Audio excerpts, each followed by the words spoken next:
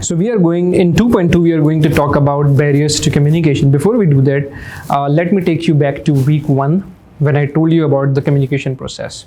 While I was explaining you communication process, I told you that barriers to communication might obstruct the meaning. And as a result, if there are barriers between the sender and the receiver might not be able to understand your message. So what is barriers to communication? Anything which obstruct the transition of message from sender to the receiver. Anything. It could be noise barrier, it could be language barrier, it could be cultural barrier. So anything that obstruct the meaning of the message. If there is obstruction and because of that receiver is unable to understand the message, that means that there is a barrier.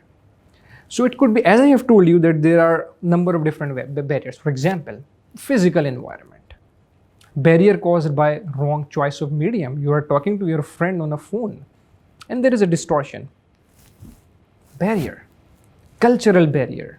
You are talking to someone who does not understand your culture, or you are talking to someone in a language which is not understood by him.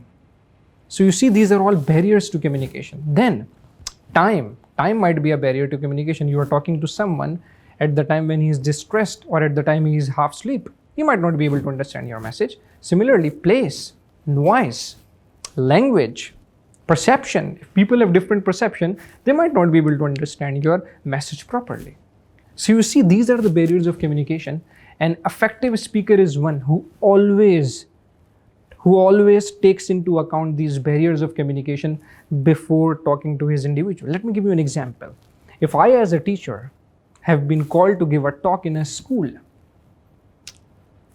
to class 4 students, I might give them examples suitable to their level. If I start speaking in a language, if I start using words in my conversation which are not familiar to them, they might not be able to understand my message. So it is very important for a speaker to take into account all these barriers of communication to make sure that the message is properly received and understood by the receiver. Thank you so much.